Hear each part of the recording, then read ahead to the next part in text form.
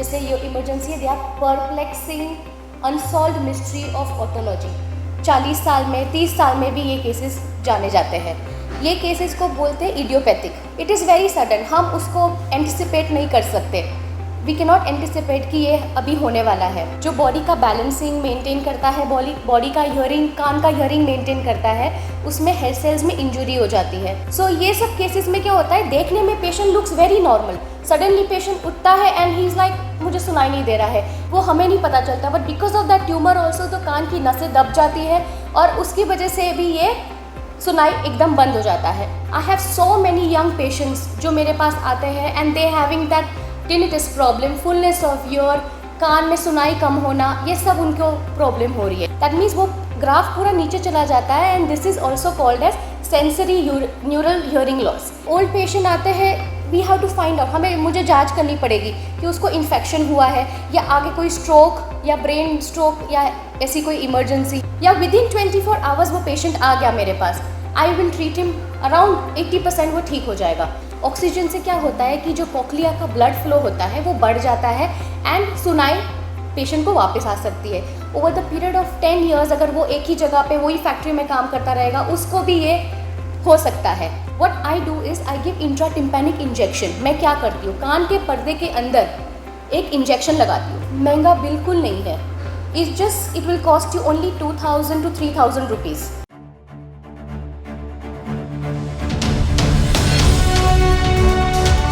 जन हितेशी, टीआरपी नहीं भरोसा आपका। What is your good name? Hello everyone, I am doctor Pallav Jawar and Deepak hospital से हूँ, ENT consultant and skull base surgeon. Ma'am, जैसे एक पूरा वायरल हो रहा है कि हाँ जी। अलका याग्निक जो कि प्लेबैक सिंगर है, Yes, yes. उनकी ना अचानक ही जो हीयरिंग एड की पावर है वो चली गई है। क्या ऐसे केसेस पंजाब में भी आ रहे हैं या पूरी दुनिया में? येस, सो ऐसे केसेस आर वेरी क्या बोलते हैं, they are very like a otological emergency. जैसे ये इमरजेंसी है, they are perplexing unsolved mystery of otology. उसमें क्या होता है कि पूरे इंडिया में 15,000 केसेस रिपोर्ट किए हुए हैं ओवर द ईयर। ठीक है, बेसिकली इसमें क्या होता है, 50 to 60 ईयर्स के बीच में जो गैप होता है वो अराउंड उस टाइम पे ये केसेस होते हैं। समटाइम्स 50 साल के ऊपर भी, 40 साल में 30 साल में भी ये केसेस जाने जाते हैं। ये केसेस को बोलते हैं इडियोपैथिक केसेस बोलते हैं। और इडियोपैथिक का मतलब ये है कि उसका सडन ऑनसेट होता है, हमें पता नहीं होता कि वो क्यों हो रहे हैं।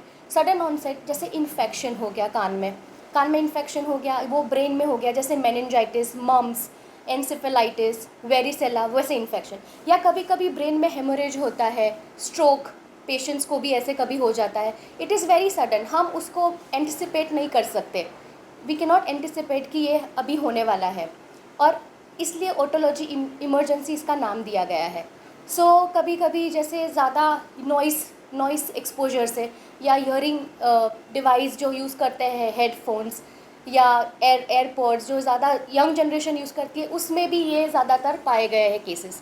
सो क्या होता है उसमें कि जो कॉक्लिया होता है, जो बॉडी का बैलेंसिंग मेंटेन करता है, बॉडी का हियरिंग, कान का हियरिंग मेंटेन करता है, उसमें हेयर सेल्स में इंजुरी हो जाती है। एंड समटाइम्स जो नर्व्स होती है, कॉक्लियर नर्व्स, उसमें भी इंजुरी हो जाती है। तो वो injury we don't know exactly how, कभी कभी एक्सीडेंट होता है और एक्सीडेंट के बाद भी समटाइम्स ये सडन हियरिंग लॉस होता है। बैरो ट्रॉमा, दूसरा कभी ऑटोटॉक्सिक ड्रग, जैसे कोई ड्रग्स लेते हैं which as in medical prescribe drugs, कभी कभी साइड इफ़ेक्ट होती है, उसमें लिखा होता है ototoxicity which affects your ear immediately. So ये सब केसेस में क्या होता है, देखने में patient looks very normal, suddenly patient उठता है एंड ही इज़ लाइक मुझे सुनाई नहीं दे रहा है, या उसके कान से पॉप करके साउंड आती है और पूरी साउंड बंद हो जाती है। सो इस केसेस में हमें क्या करना है, एग्जामिन करना है पेशेंट को। पहले एग्जामिन करके पेशेंट का टिम्पैनिक मेम्ब्रेन, जो कान का पर्दा होता है, दैट इज़ एब्सोल्युटली नॉर्मल, देखने में नॉर्मल लगेगा। So sometimes we do impedance audiometry और एक टेस्ट है जिसमें ए टाइप टिम्पैनोग्राम आता है। फिर छोटे बच्चों में अगर ऐसा होता है तो हम बेरा या OAE कर सकते हैं। कभी कभी ना कान में ट्यूमर होता है, वो हमें नहीं पता चलता, but because of that tumour also तो कान की नसें दब जाती है और उसकी वजह से भी ये सुनाई एकदम बंद हो जाता है। वो ट्यूमर, हाँ जी, किस एज में ये ज़्यादातर ज़्यादातर 50 to 60 ईयर्स में ऐसा होता है। एंड 40 ईयर्स 30 ईयर्स में आजकल पेशेंट मेरे पास आ रहे हैं बहुत ज़्यादा। कितने केस जो हैं पंजाब में, जैसे जहाँ लुधियाना की बात करें, कितने केस जो आ रहे हैं वीकली? डेली मेरे पास एटलीस्ट ही मेरी ओपीडी है अराउंड 30 और उसमें 10 पेशेंट आते हैं। वो क्या कंप्लेन लेके आते हैं कि मैम हमें सुनाई नहीं दे रहा है और साथ में ऐसे उसको बोलते हैं टिनिटस, वो वाली आवाज़ आती है कान से। मतलब जैसे आपने बताया कि उनको सुनाई नहीं देता, क्या अचानक ही, जैसे आपने बोला एक्सीडेंट, क्या अचानक भी हो जाता है? जैसे अचानक भी हो जाता है। अचानक मैंने जैसे पहले आपको बताया इन्फेक्शन, कभी वायरल इन्फेक्शन हो जाता है, कभी किसी को स्ट्रोक हो जाता है, स्ट्रोक के साथ साथ किसी को थायराइड प्रॉब्लम है उसके साथ साथ भी ये हो सकता है। So there are lifestyle. So आजकल जो ऑनलाइन क्लासेस चल रही है बच्चों की, और बच्चों को हेडफोन्स यूज़ करके नॉन स्टॉप लैपटॉप पे काम करना पड़ता है, वर्क फ्रॉम होम जो सिस्टम चला हुआ है आफ्टर कोरोना, उसमें भी जो हेडफोन्स यूज़ करते हैं। I have so many young patients जो मेरे पास आते हैं and they having that tinnitus problem, fullness of ear, कान में सुनाई कम होना, ये सब उनको प्रॉब्लम हो रही है। इसके लक्षण क्या हैं? लक्षण क्या हैं? लक्षण ये है कि यू अवॉइड, आप अवॉइड करो कोई लाउड डीजे चल रहा है, लाउड नॉइज़ में जाना, हेडफोन्स यूज़ ना करो। अगर करना है 10-15 मिनट, ज़्यादा से ज़्यादा आधा घंटा, फिर रख दो। कभी एक कान में लगा लो, कभी दूसरे कान में। मैंने देखा है कि आज की जनरेशन कान में लगा के घूमती है छोटे छोटे एयरपॉड्स। तो इसके लिए जब भी ऐसे कोई आता है, फर्स्ट मैं ऑडियोग्राम करती हूँ। ऑडियोग्राम में क्या होता है, जो नॉर्मल फ्रीक्वेंसी और डेसिबल होती है 10 to 15 is a normal decibel जो हमारी सबकी होती है, बट वो जो पेशेंट की होती है कॉन्सिक्यूटिव 3 फ्रीक्वेंसी में वो 30 to 40 डेसिबल आ जाता है।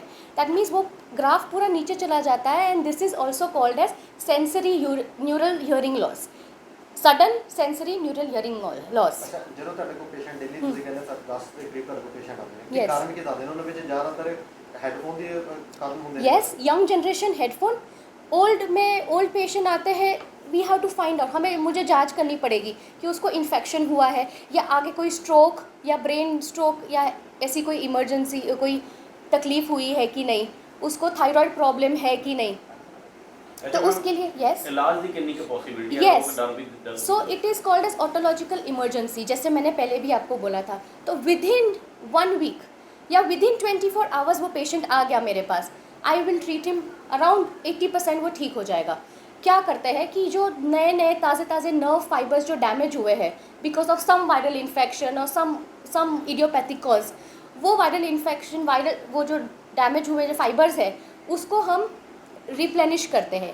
रिप्लेनिश इसलिए करते हैं कि हम पहले ना स्टीरॉयड देते हैं, स्टीरॉयड 60 mg पर बॉडी वेट देते हैं, उसको टेपर करते हैं पेशेंट को। स्टीरॉयड देने के बाद vitamin A, B12, D, E ये सब चालू करते हैं।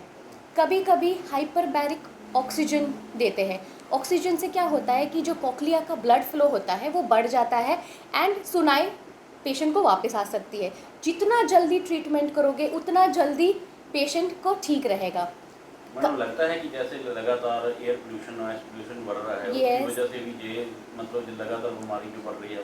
एयर पोल्यूशन तो नहीं बोल सकते बट येस नॉइस पोल्यूशन, जो नॉइस पोल्यूशन है, जो समटाइम्स ना कभी कभी लोग कोई इंडस्ट्रीज़ में, फैक्ट्रीज़ में काम करते हैं, उनको लगातार एक आवाज़ साउंड आती रहती है। So that is also called as occupational hazard. Over the period of 10 years अगर वो एक ही जगह पे वही फैक्ट्री में काम करता रहेगा उसको भी ये हो सकता है। सो आजकल जो पेशेंट आते हैं उसको मैं कार्बोजन थेरेपी भी देती हूँ। कार्बोजन थेरेपी का मतलब है 95% ऑक्सीजन एंड 5% कार्बन डाइऑक्साइड का mixture, that will also increase the blood flow to cochlea. दूसरा इम्पॉर्टेंट है कि अगर स्टीरॉइड से या विटामिन से भी ठीक नहीं हुआ within few days, then what I do is I give intratympanic injection. मैं क्या करती हूँ, कान के पर्दे के अंदर एक इंजेक्शन लगाती हूँ। वो इंजेक्शन से, वो एक डेक्सा इंजेक्शन होता है, स्टीरॉयड का इंजेक्शन होता है। वो इंजेक्शन से जो कान की जो नसें होती है वो स्टिमुलेट हो जाती है। स्टिमुलेट होके वो जो हियरिंग लॉस हुआ है it can reverse, 80 to 70% reverse हो जाता है। मैम मेरा आखिरी क्वेश्चन है, कितना का महंगा इलाज है ये, क्योंकि लोग इस तरह भी लेके चलते हैं। महंगा बिल्कुल नहीं है, it will cost you only 2000 to 3000 rupees. मैं ओटी में लेके जाती हूँ पेशेंट को, कान में इंजेक्शन देती हूँ। एंड जो सडन हियरिंग लॉस होता है, जितना हम जल्दी ट्रीटमेंट करेंगे उतना जल्दी पेशेंट को फ़ायदा होगा। फ़ायदा विदिन 2 वीक्स में तुरंत पता चल जाएगा। मेरे पास ऐसे बहुत मल्टीपल केसेस आ रहे हैं, दिन में मैं 2 इंजेक्शंस लगाती हूँ पेशेंट्स के, and they are very happy.